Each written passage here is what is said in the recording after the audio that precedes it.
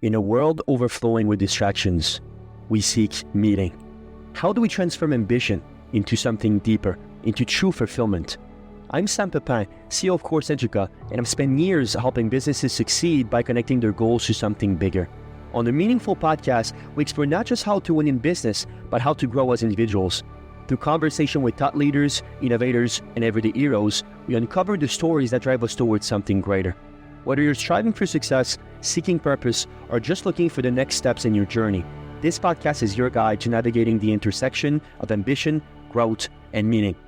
So please join me and our incredible guests as we redefine what's possible in both business and life. Enjoy.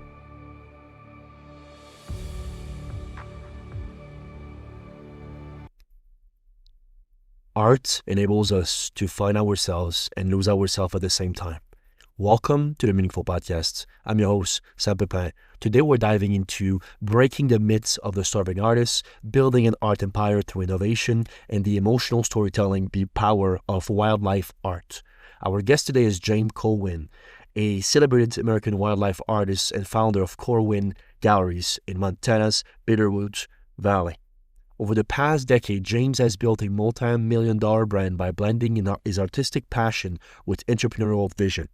Inspired by global travels and a childhood spent immersed in nature, he creates evocative oil paintings collected nationwide while pioneering new approaches to art online. Through his work, James not only defies stereotypes about artists, but also channels his talent towards conversation, education, and inspiring the next generation of creators. If you enjoyed this discussion, please let the world know with a like, a small review, or even a quick share. Your support helps more people find meaningful content just like this. Let's begin. Mr. James Corwin, welcome on the Meaningful Podcast. How are you doing? Thank you. I'm doing great. It's good to be here. It's wonderful to have you as well. And I've had the pleasure to see some of your work basically prior to this, and it is quite impressive. So I'm looking forward to a great conversation. But to kick us off, please tell us more about James Corwin Fine Art, please. Yeah, so I'm a wildlife artist, and I've been painting professionally for the last 11 years, full time, and paint here in Montana in Missoula, but I'm represented by galleries around the country. I also own my own gallery, Corwin Galleries here in Montana, and yeah, I travel the world and see incredible wildlife and produce realistic oil paintings that are collected around. Beautiful. Yeah, we see some of those pieces and basically in the back of your studio, which is lovely. Tell me more about the origin story, because I mean, there's to begin in such a career, I think it's quite a feat, and to be successful at it on top of it is quite extraordinary. So I suppose, were you always amazed by wildlife? Tell me more about just the beginning of that passion. Sure. I grew up in a little log cabin in the mountains in the woods, and we didn't have TV or even computers. Those came later, but the nature and just being outside was my playground and source of inspiration and just creativity. Well, my parents were they're retired now, but they own their own businesses. So I always felt entrepreneurial from a young age, knowing that I would like to own my own business one day and be my own boss, have a schedule more on my terms. I didn't know what that was, but I was always passionate about business. And it wasn't until I took an art class my senior year of high school that I discovered I could paint. And I began selling my little paintings on Facebook and at farmers markets on weekends, and began, making a little business out of it. But it wasn't really until 4 years later and going to college, getting a good degree in art, that I really began to take it seriously and move into painting full time. And so being able to marry the passion of business with also the passion of painting and being creative, I think, has really helped me create a very successful career out of it. I know there's a lot of artists and people who have the idea around artists being starving, and um, I suppose I've been really trying to break that mentality and show people that you can be very successful as an artist. Yeah, let's talk about that. It's definitely one of your main narrative, certainly, and you call it sort of the myths of the starving artist, right? And it's very interesting because you sort of turn obviously the traditional artist archetype, it seems like, on its head and sort of build a thriving business around it. Sort of this, instead of this either or, right? I mean, an artist or a business person. Why not be both, right? Now, no, and not be a businessman basically and an artist at the same time. So I really want to explain to me what were some of, I suppose, the first business move for the sort of these artists out there that try to, I suppose, get the playbook that shifted your heart from just a passion to an actual sustainable career. Anything you can share on that? Sure.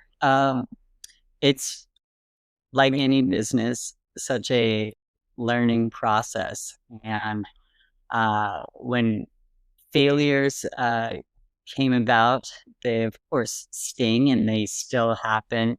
Um, I don't really consider them as failures now. They're really opportunities to learn. And so when I'm going on a little tangent here, but when things go well is when I start to introduce uh, things that I think might grow the business that are riskier and challenging so that I can learn through that process.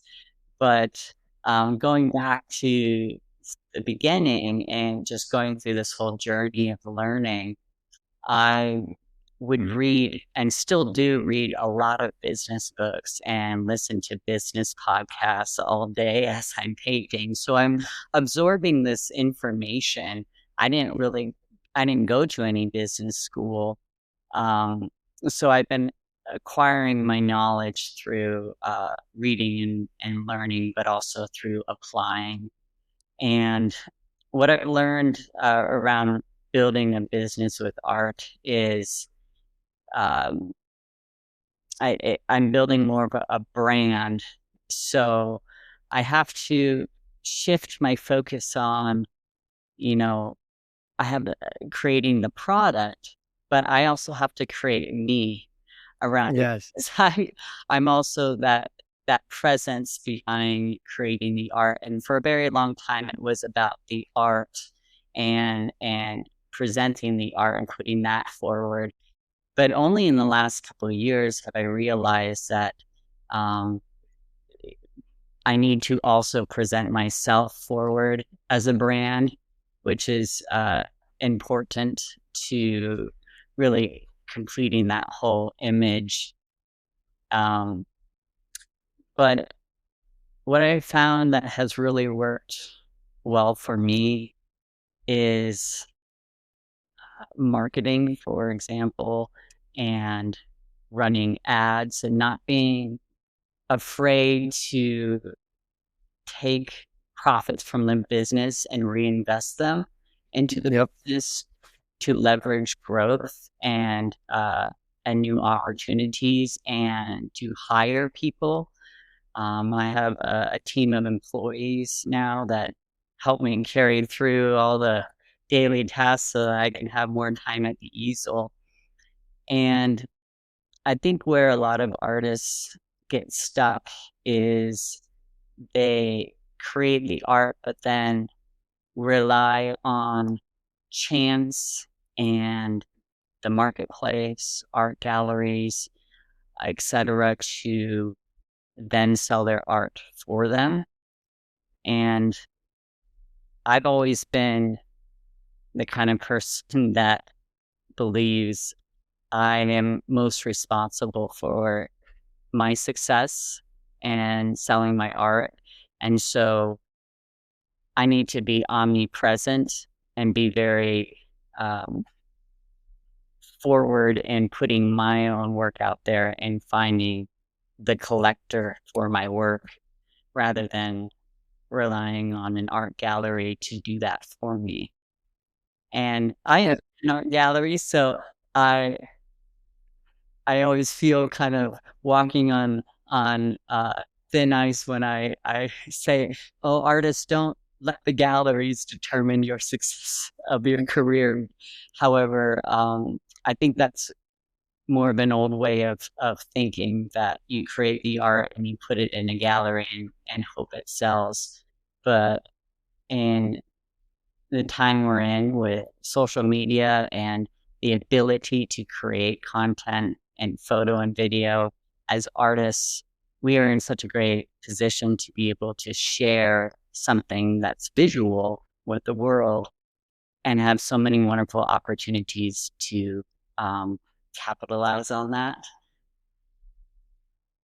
So Yeah, absolutely. yeah, Well, so you are the product, right? In many ways, you are the product, and that's what I think. That's what you realize is that the product from a tangible perspective is whatever painting you have, but in a storytelling fashion, narrative fashion, James Corwin is that it's what you buy as well as basically the painting, and that's I think so key to basically the development. I work with artists, I market artists basically very often as well, and it's so amazing to see basically, like you said, that there's never been a better time to be an artist. And we're going to talk about that as we continue our conversations. One thing that I always love, I think it's a quote from Thomas Merton, but he said, art enables us to find ourselves and lose ourselves at the same time. Which I think is a very, I'm not an artist, but that's what it feels like when I look at art. What do you think of that quote? And I suppose, can you reflect on it from your perspective? yeah, can you say that quote one more?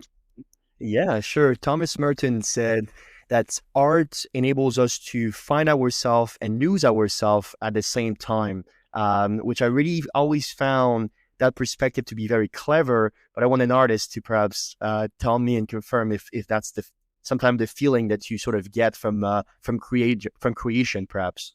Yes, yeah, absolutely. My art, I like to believe that it's very emotional, and I hear that from my uh, followers, fans, collectors, people who see my art. And when I'm creating an idea in my mind for a new painting, it's it's a story, and I only have a snapshot of that story, a single frame, so to speak. I wish I could do a whole movie, but I have to take the emotion that I want to convey and I want the viewer to feel and synthesize it down into that single frame. And that's me in the art. I'm utilizing my own emotions and my feelings and what I believe. Let me put it another way. When I'm creating an idea and I'm building it in Photoshop, so I have the idea in my head, and then I'm going through all my photos and sourcing photos to recreate this idea in an image. But what's great about Photoshop as a tool is I can make things bigger, smaller, move things around, change colors. But what I'm looking for is that moment where the emotion just pops and Mm. I feel it. And there'll be a certain thing where it's like, oh, that's it. And then, oh, I got goosebumps just even talking about it because that moment is so special. Because if I can feel it, then I know the viewer will likely feel it as well. And then that image is what I use to reference and recreate it on canvas. And so much emotion goes into just the planning and the creation process. And then obviously through painting, you go on the whole roller coaster of emotions. And then also thereafter. But one of my most favorite times is finishing a painting, which I just finished this one this morning. And I get to experience this afternoon where I put it out into the world for the first time. and Mm. to social media and begin to start receiving the feedback from people and what they have to say about the piece. Tell me about that feeling you were just describing about the fact that when you sort of one of your best feeling is you finish it and then you sort of have this, I suppose, projection of having the world, you let the world perhaps see it for the first time. This sort of very novel moment because there's only the one first time, right? The first post, there's not going to be another first post afterwards. So the tell me about, I suppose, what's so sacred about that and how much of how much of that play into your overall strategy for acquisition from investors. Yeah, yeah. It's I'm never short of coming up with ideas. I know I don't run into artist block or writer's block, so to speak. Um, so for what collectors have told me that they're really looking for in artwork and enjoy seeing is that storytelling and that emotional aspect, and a lot of that is through the eyes. And because a lot of people tell me, "Well, you do eyes so well." Okay, cool. So try to focus on doing eyes really well on things. Sure. Well, but um, yeah, that it's it's an emotional experience to create this piece and to put it out in the marketplace. I hope the first time. My intention, obviously, is to sell it and to find it a new home with a collector, somebody who loves it, and it's I, it's never anything I can really predict how well a piece will do. Sometimes I'll create a piece that I'm super excited about that I think will everybody's gonna love, and it takes months to sell. And then other times I'll create a piece that it's like I'm excited. I love all my work, but I'm like, it's fine. It's a good piece, and it'll sell within the hour. So I never. Interesting. I guess my point is that I never truly know what people want and like, but what I know is true is to keep creating what I like and what I enjoy. Right, exactly. That's what all the artists tells me. No, exactly, and that's the always what's the artist always tells me is exactly that, right? I paint for myself or I sing for myself or whatever it is, whatever media perhaps you have, but there's always this, and that comes back a little bit to the disturbing artist point, but that always comes back to at some point if you do a living off of it, obviously off of it, if it's a business, there's a money in component, obviously, and when I look at history and I study art very deeply because I believe art and culture are extremely related. So you can, I believe, learn history as well as you when you study art. And I'm a true believer in such a concept. And when I look at some of the greatest artists of all time, some of them were ideally poor, right? There were a lot of them that were commissioning art for basically kings and so on, and they were very well paid. But those in which were not doing such things, right? The Van Gogh of this world, for example, which are exceptional, were broke, absolutely dead poor, and it is very interesting to see sort of the commodizations, Prav, of art, which I want to tell you about because one artist that is always he has a mystique, and I don't know if I love him or I hate him. And that's just the way I'm not sure yet. But Andy Warhol and what he did for art in general, right? Um, first of all, let's start there. What's your opinion of him, and how big do you think he had impact wise on now the sort of new art world as a business sake? Yeah. So uh, I'm glad you brought him up because I often use him as an example. Uh, Actually, two artists, which I'll talk about. Um, Andy Warhol and Jackson Pollock were breakthrough Yes. artists.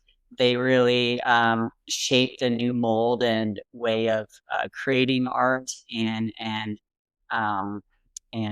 presenting art.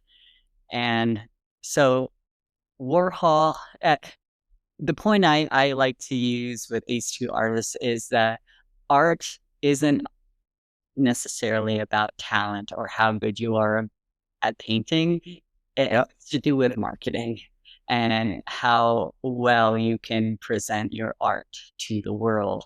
And those two artists were fantastic at it. And Warhol had the personality.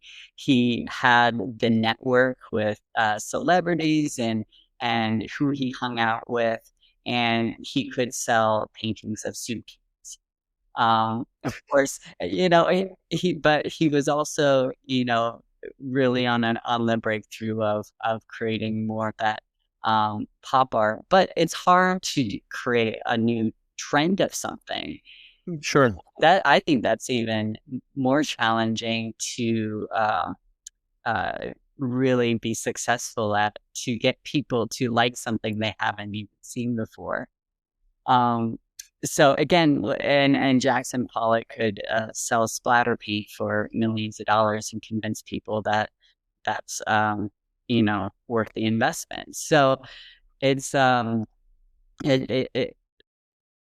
really commend these artists for who they are and as business people. And then you have, for example, artists like Warhol was the same way with his workshop and having the team of people under him helping to Yes. produce the artwork, and that was also, I say, slightly revolutionary because you can go back to like Michelangelo, who also had assistants helping create his artwork, but but truly more modernized in being able to eh, be the mastermind behind the art, but really offload it onto the employees in the business to the point where you don't even need to be present to be creating your own art. And Yeah. some people, I'm like, that you're it disqualifies the art because the artist didn't create it. But it always begs the question, what is art, right? Exactly. And Warhol, I agree with you. I think Warhol was more of a businessman than an artist. That's my Yeah, opinion. But yeah. I do recall a quote of his.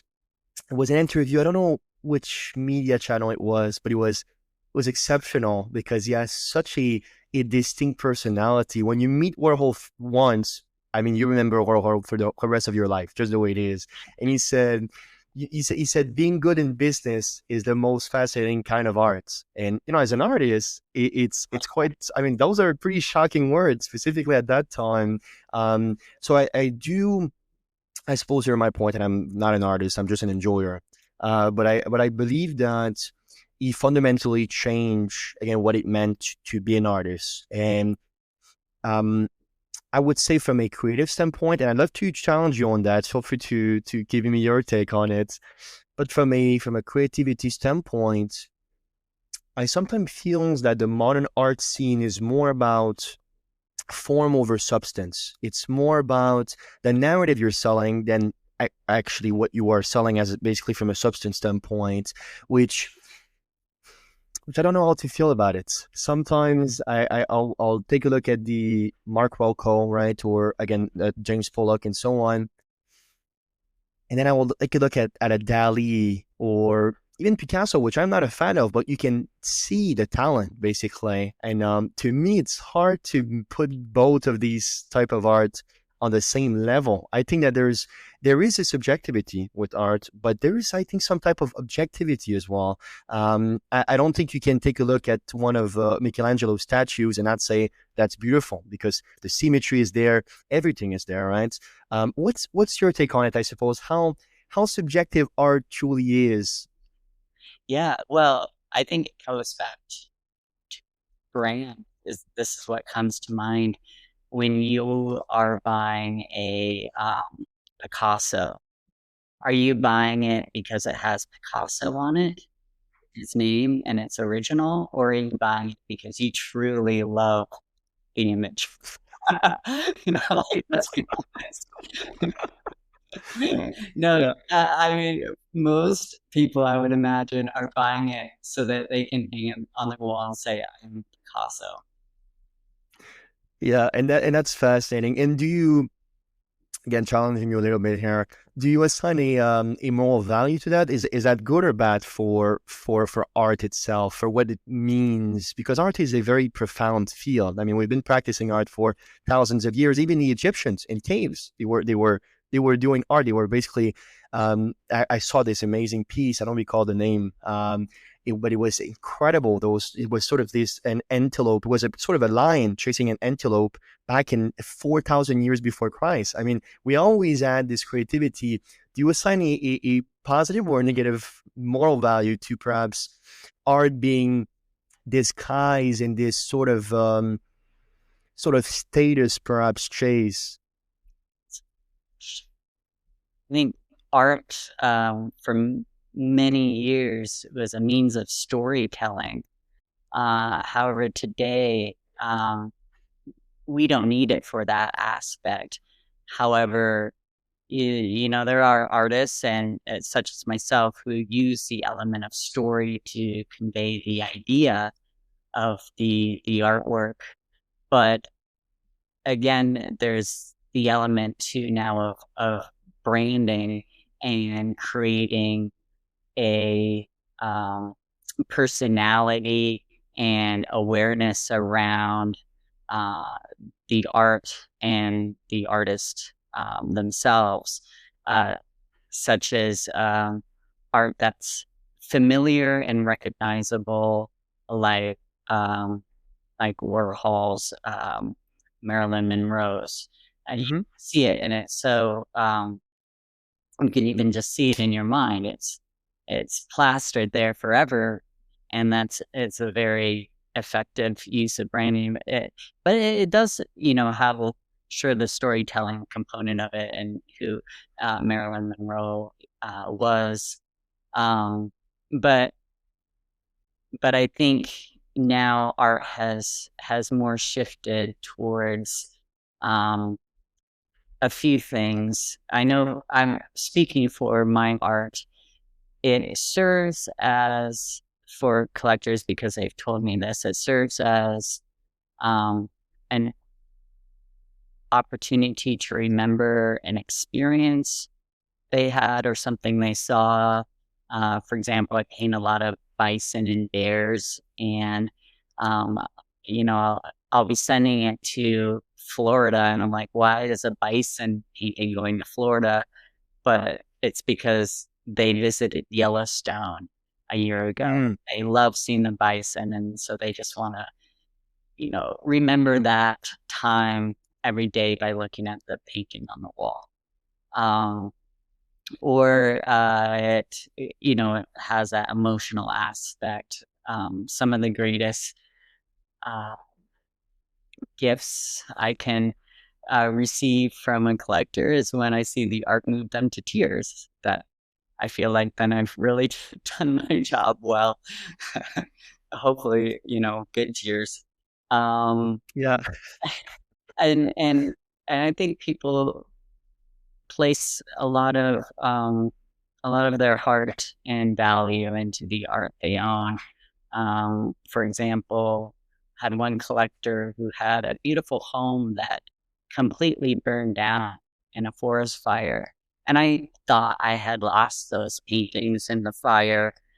And it wasn't until many months later I got back in touch with them again, and they said, "Oh no, we grabbed just your paintings and our dog." And I was like, Wow. "What?" And they had like minutes to get out of the house, and the fact that they grabbed, and I've been in their house, they have a lot of art by other artists in a beautiful log home, but the fact that they grabbed my paintings, it was Mm. like, what? It's just like, yeah. So blows my mind.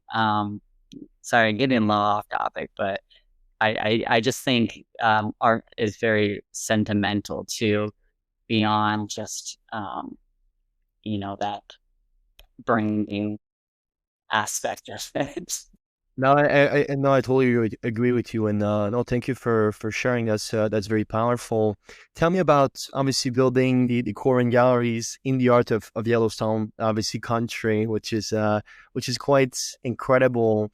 I want to get to that story about basically behind launching that gallery, and most importantly, I suppose, all has the Montana landscape, I suppose, shape your artistic voice and brand identity. Wrestle with me on that idea a little bit, side by side to the story. Yeah, I was living down in Hamilton, Montana, which is about an hour south of where I live now. And I had a four-bedroom house, and uh, we started filling the rooms with offices and studios, and the garage started filling up with inventory. And soon the house became just an office and a place of work.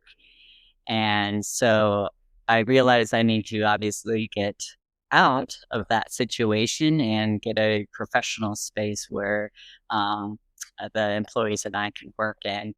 And it made more sense to me to buy a building that had retail space as a part of it because I'm in the retail business. So a building was on the market downtown Hamilton, right on the main street where everybody walks.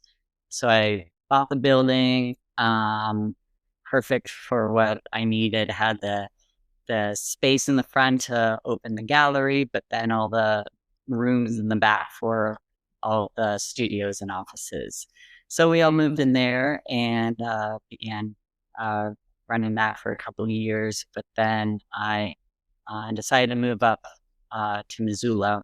And so I still have the gallery running, but I never intended to open a gallery. It just kind of uh, evolved that way out of necessity.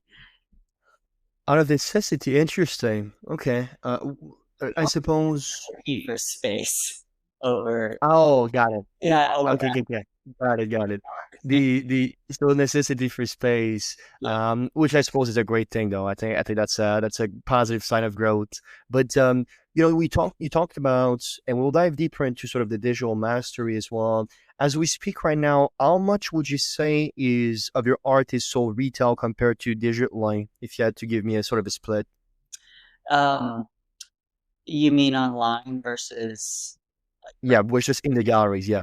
yeah, I online I sell almost all my prints online, my limited edition prints, and Okay. I'm moving over 100 a month through to people all over the country and internationally. So uh, people are coming in through my website. A lot of them first time buyers, um, and then shopping the website, and I'm shipping out these canvas prints. Every once in a while, people come to my website and request an original painting that's either available or it would be a commission, something that I would paint specifically for them on either an idea they have or it can be as simple as I would love a painting of a moose by a lake, so I create that for them. Um, and then second to that would be the galleries, my gallery and the galleries that represent me around the country, and there'll be you know a handful of sales every month from those. Like today, I just got a call earlier that one of my galleries in Charleston, South Carolina, has sold one of my originals today. So, Nice. so yeah, exciting news. But now I have to create a new painting to replenish and send to them. Exactly, exactly. So if you had to, I suppose, the numbers on top of your head, if you had to would give me sort of a split of where business comes from these days digitally compared to people just walking into galleries? Yeah, yeah, that's great question. It would be about wait, let me do a quick calculation Yeah, yeah, yeah. because it's always changing, and it's hard to calculate too because galleries take 50% um, Oh, off. So in terms of uh, dollars versus orders, percentages are different. But let me see here.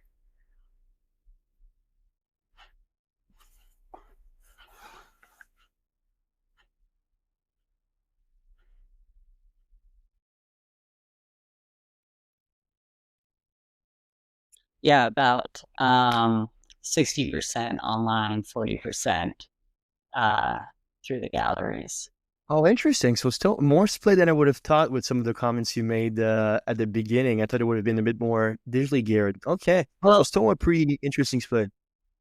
what kind of also skews that in my favor is I have uh, a very large or and continuing to grow, obviously, collector base. So when I create Yes. a new original painting like the one today, I'm going to send that out to all my existing collectors first and shop it out to the people who already, like my work and have my work. If it doesn't sell to any of them within a couple of days, then it's going to a Got it. Got it.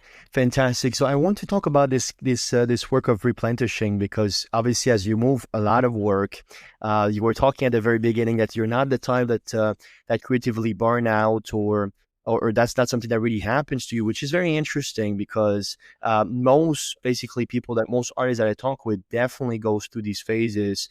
Sometimes even just very brief, but there's phases of just I suppose resetting. I think it was Marta Beck that was saying something around the lines of you should basically play until you feel like resting and then rest until you feel like playing. They sort of, I suppose, energy exchange compared to the passive and the active perhaps of portions of life. But for you, I suppose if any time any of that time is necessary, how do you reset perhaps when the creative basically run dries, or how do you keep up with the pace of again replenishing for the work of that you self perhaps?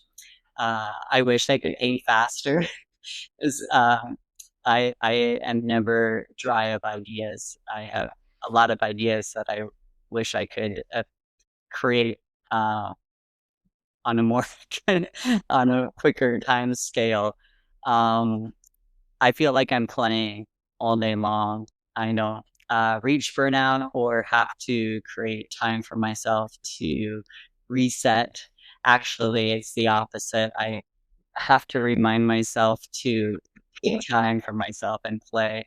I have this little voice in my head that says, life is short and Yes. spend all your time working to actually, go on that walk in the sunshine or you know, take that trip and do something that you enjoy outside painting. I do uh get to go travel to incredible places and use that time to take pictures and get new ideas and Oh yeah. build some reference photos and resources. And for example, in March, I went to the Philippines and scuba dove for a couple weeks, and that was pretty incredible. Very nice. So you paint and travel. I mean, that's not too bad. That's not too bad. I Nah, it's no. that I always want. Now I get That's fantastic. That's fantastic. And on top of that, obviously, you created a multi-million dollar basically brands, art brand, which again, I cannot stretch this enough, but it is very special. All right. Even the top 1% of artists basically doesn't do nearly as much as you do on a yearly basis. So it is quite extraordinary that you're able to keep on playing this much, keep on traveling this much, and keep on being so successful and prolific from that perspective. Also, um, I suppose I'll refer it as an sort of an art empire, at least the beginning of it. I can see you, you're still a young guy. I can definitely see you get to points where it's going to be very serious. yeah. Why not? Why not basically a John Pollock or Andy Warhol once basically you're a little bit, maybe a little bit older, but it's quite impressive to see, I suppose. What because you do commissions and you do, obviously, like you said, you do a lot of collections and limited print. So you sort of being able to systemize your creativity into a constant revenue stream, which again, it can't stress this enough, is quite special. What revenue streams basically have you find that has been most surprising in growing your art brand? Is there any sort of golden nuggets that people typically don't think about clever ways to grow your practice? It's great. I do think that artists shouldn't be, uh, or any business person who's just starting, be, put this in quotes, scared to hire employees. Okay. Especially for the first time, I know it can be, you know, capital intensive depending on your circumstances. I bootstrapped everything with this business and never really taken on any debt and don't have any debt. So it can certainly be done. And you hire. I definitely have learned a lot through hiring and what truly is an employee versus a contractor, and what can actually help buy back my time versus just create more headache and time of managing and training and all that stuff. So you have to hire thoughtfully and carefully, but um, I said it earlier, I think reinvesting in the business is always important, but I have to remind myself of that too, because um, art is a, it's in the luxury market, and Yes. it's kind of unpredictable in the, economic cycle. So you never truly know if um, the next few months are going to perform like the previous months. And so I invest also outside of the business into more, uh, I don't even want to say stable, but passive income streams, such as like real estate and other businesses that are very different than mine, such as oil companies, for Oh yeah. example. Um, so that if, art starts to slow down, then I still have, profits coming in from other investments that are Oh, okay. more diverse than what I have. But um, but I need to remind myself to continue to invest in my business, because that is where the best returns have been every single year. Um, so I No, have I to totally. invest in myself more that I'm worth investing in. And also, of course, I'm as an artist, it's so important to me to create a lasting relationship with my collectors, because they truly become family. And it's also very important to me to grow their investment in my art. I truly believe in art still as an investment, and Oh yeah. and I still have probably another 60 years of painting. So my goal is for that painting to be worth more than they bought it today. Yeah, exactly, exactly. No, I was one of my very good friends. So you're truly a multifaceted businessman. I really appreciate it. And the one thing that is very interesting as well that my friend says is that he was asking, he's maybe, if he's not a billionaire, he's very close to it, and he was asked about his investment basically strategy, and he said, well, look, my company is my growth stock. All right, so I reinvented my growth stock, and yes, I diversified, like you said, because especially when you are in collectibles, miscellaneous basically incomes is typically what people use to buy your art. Obviously, you are in a premium market where I'm sure you have people that have plenty of money basically to invest in art, which is lovely. But what that's very important to understand is that when perhaps push come to shove and the market perhaps are down, making sure that you have multiple stream of incomes. That's how the greats always did it. As Buffett, as Munger, ask anyone, they will tell you the exact same thing. And one thing that I want to do an exercise with you, because you mentioned ads, you mentioned a few things basically that I was been able to grow basically your practice specifically online, and you sort of use this strategy to obviously scale your art and this concept of reinvesting in digital media, in e-commerce and storytelling. So let's just say that basically you're an artist, you're doing pretty well, you have $5,000 a month basically to reinvest into creative media format to help your art basically to sell more and more strategically. Could you give me a quick sort of masterclass on what you would do and why basically with such a budget? Yeah, I have that extra 5,000 right now each month. Yeah. I would hire somebody who can come into the studio every day and take photo and video content of Okay. of me painting and doing the business and all that stuff, and create all the posts and the reels and post it to social media.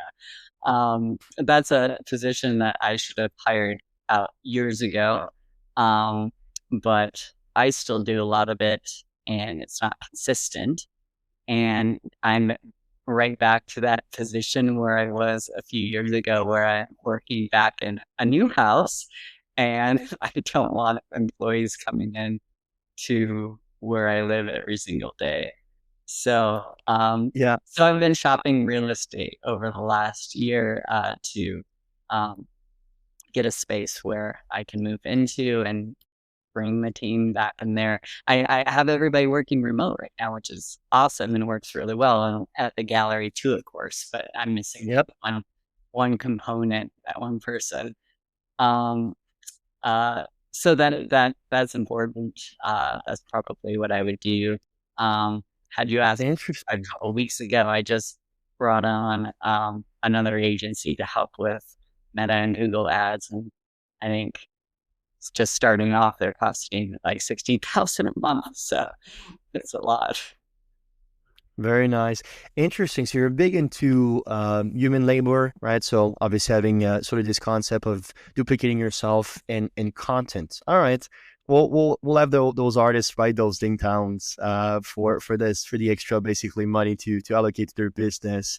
One thing you mentioned that I want to dive deeper with you on, James, is you have the not only the chance to travel all over the world, but that gives you, I think, an outstanding and a privilege, and I'm sure you'll agree with me, view of the world, and I suppose different animals, different culture, different temperature, different biome, right? It's everything basically is changing all over the world.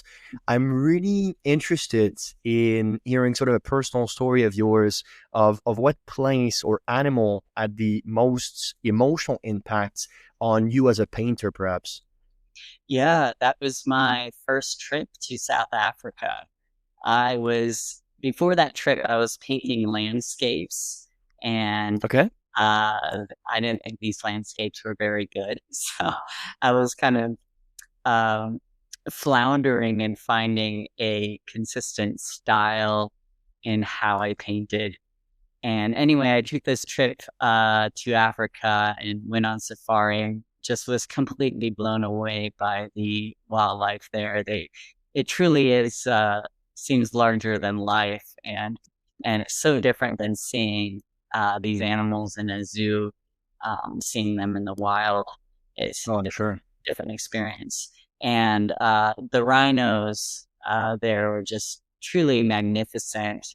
And when I got home, a few weeks later, I got news that one of those rhinos that I was photographing and spending a lot of time with had been poached and like killed, and the horn sawn off.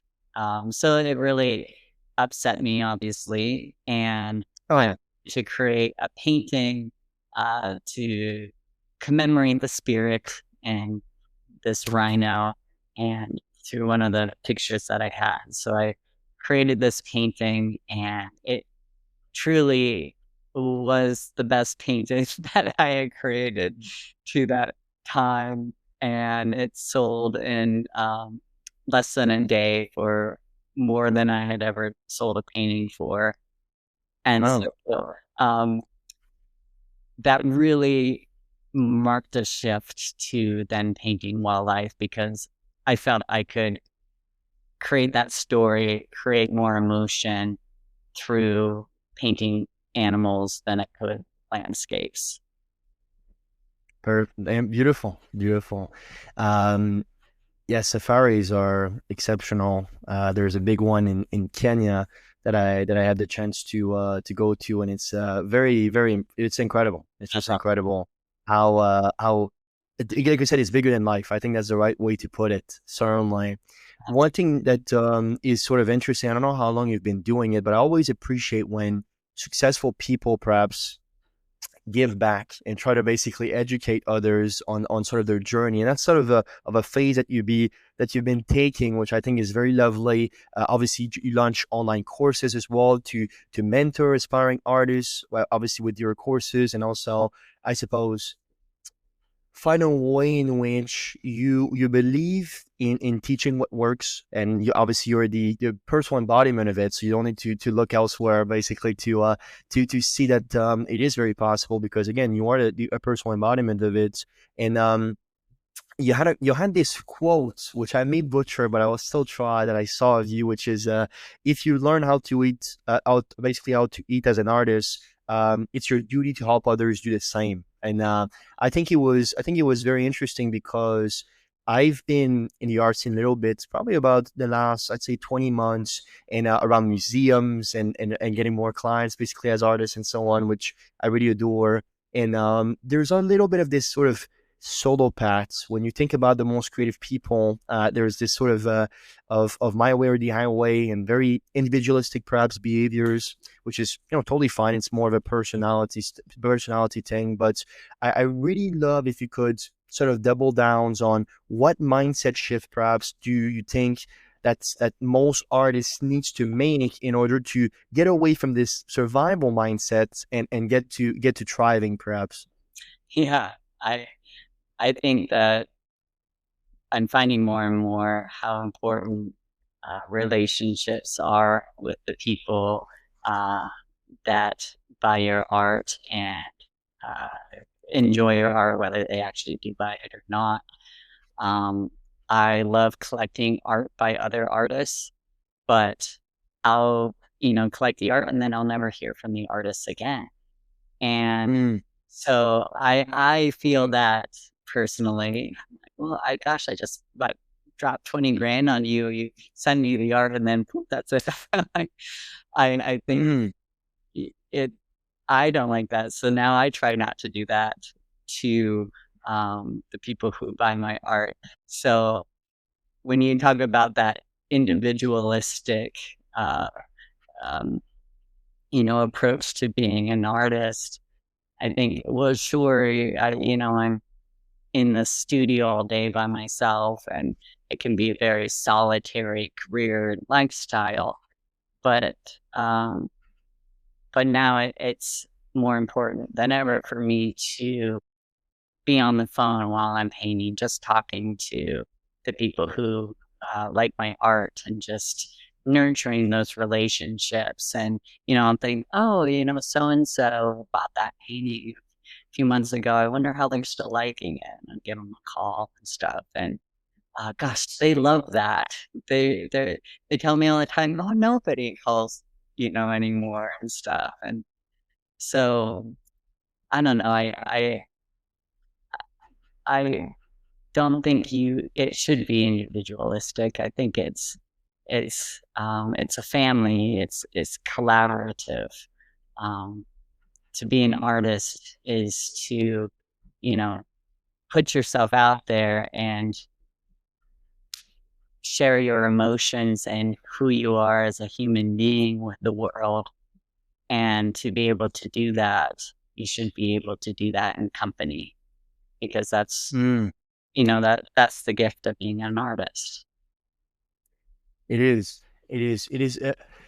It's a gift that I think we all share on some level. There's obviously very few gets to be a professional artist, but I was having this lovely conversation with a primary school teacher, and they were evaluating basically the creativity with kids under 8, and we're seeing that creativity is something is godly, basically something that is innate to human beings, is intuitive to human beings, and it is extraordinary because to me personally, and I was on school my whole life, so it was at a different academic journey. But I've been hearing a lot about the fact that we're academically we're stripping away a little bit from it. We're systemizing our thinking. We're basically having more of a logical left brain sort of understanding of the world. And there's a great study basically on Ian McGilchrist for some that want to research that concept that the world is shifting towards a more left basically brain sides.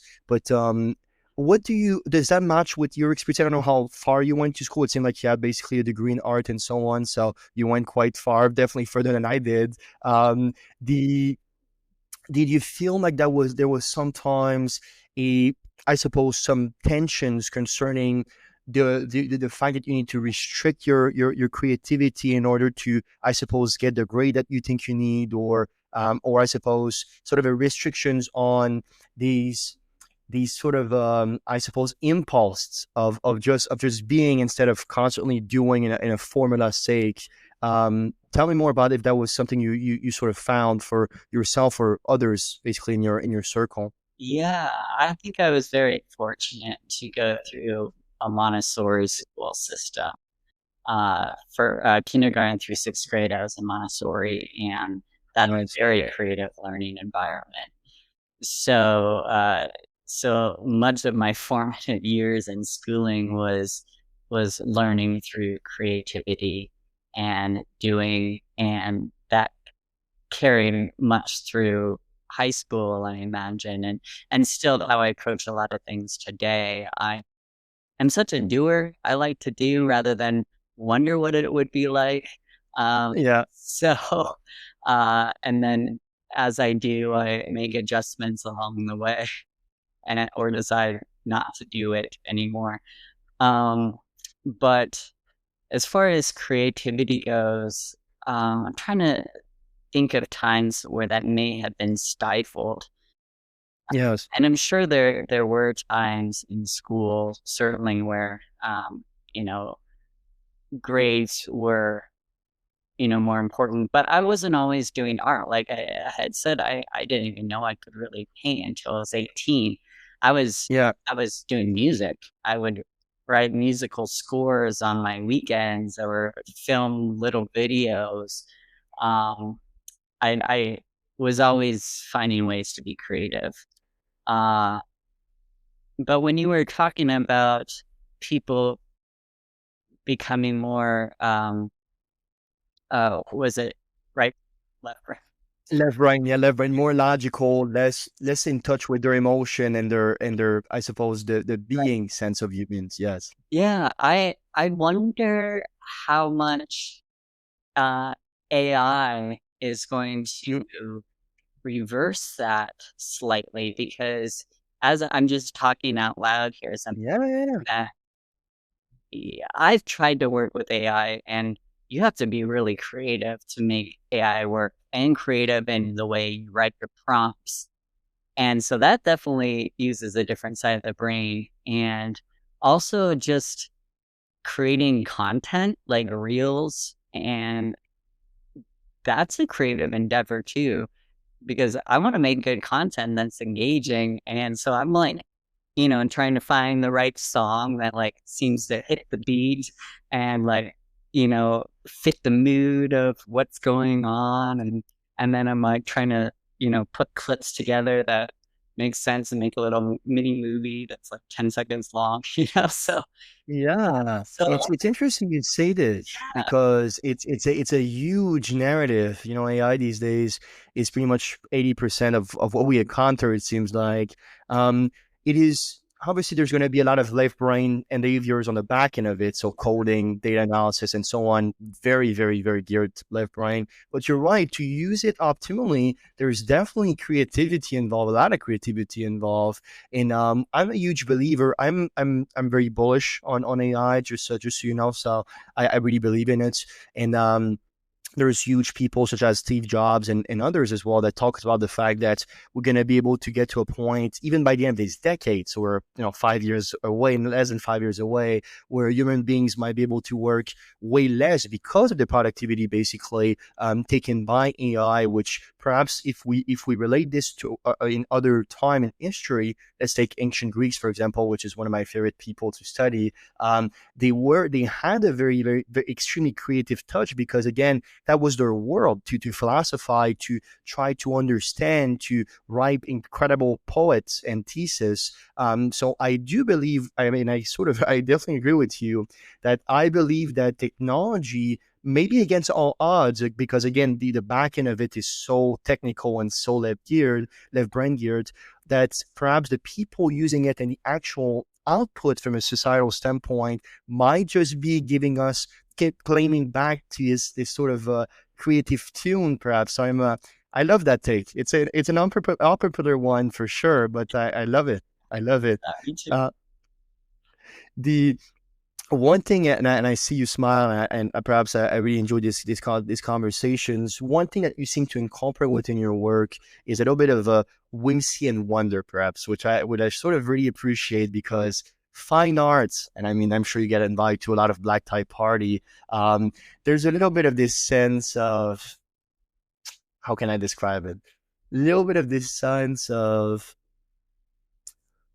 I suppose, novelty and this sort of, I suppose, very guarded, very sacred, very sort of luxury at all costs. But you seem to include a sort of a sense of lightness, and I'll go as far as saying even humor to a certain extent to some of your emotional pieces. I suppose not only from a biological standpoint, but from a psychological standpoint.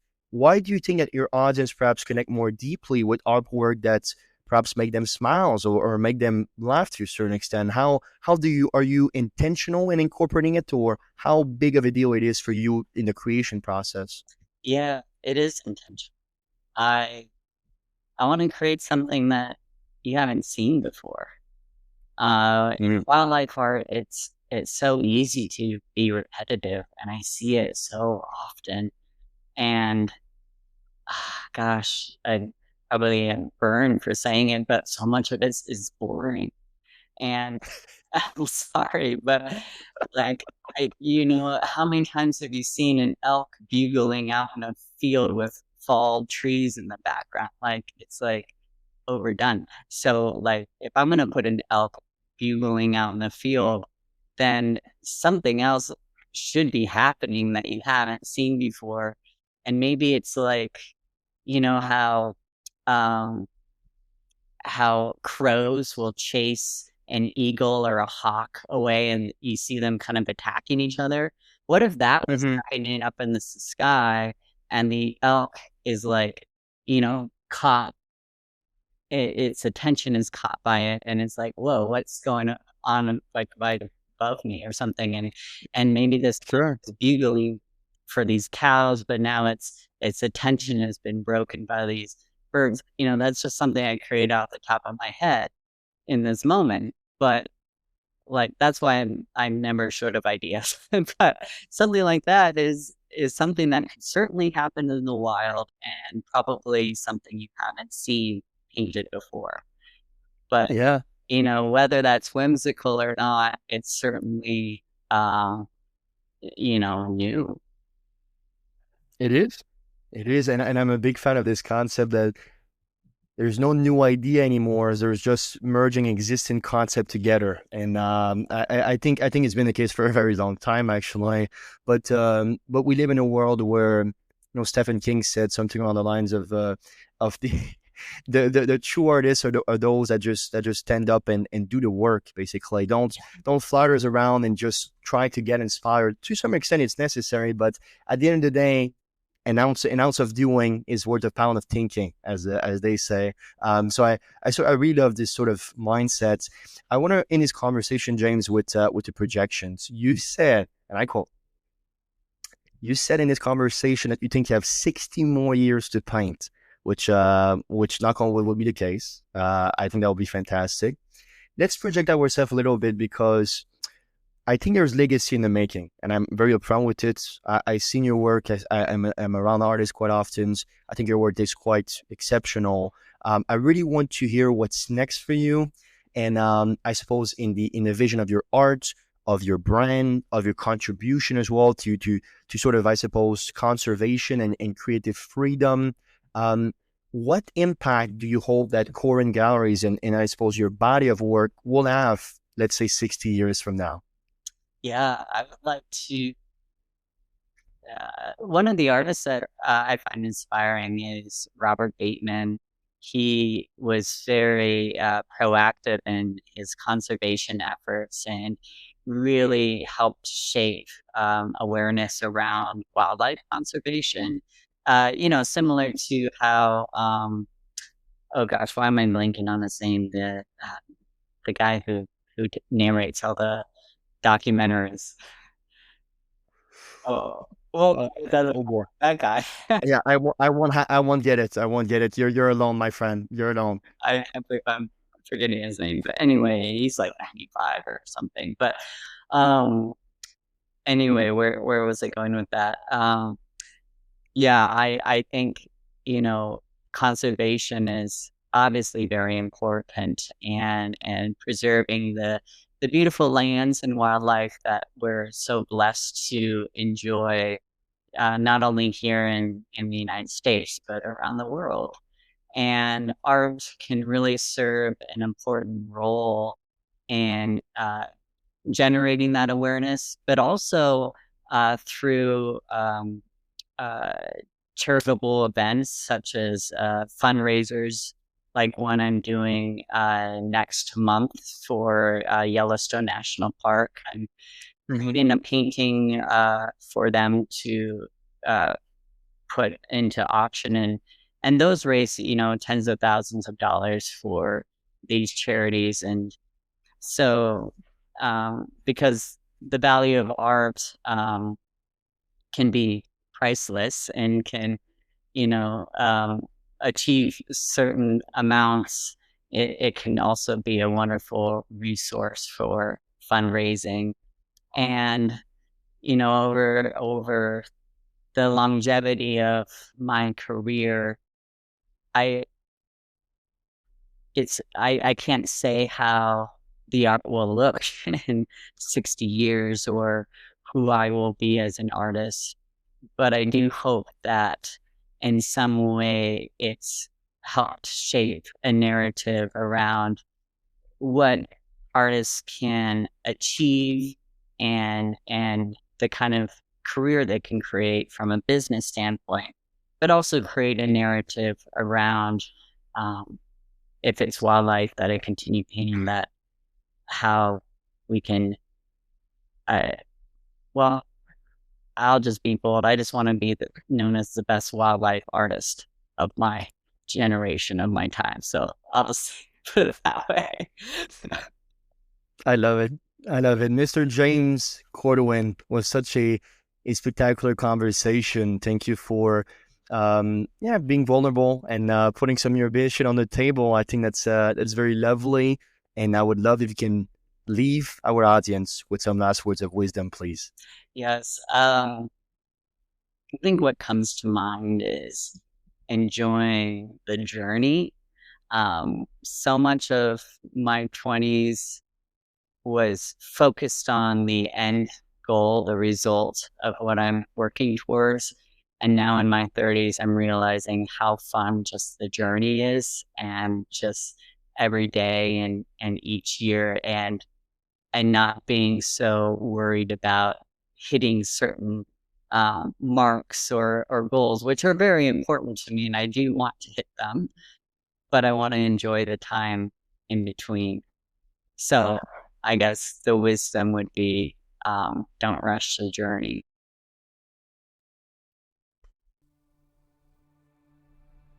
In a world overflowing with distractions, we seek meaning.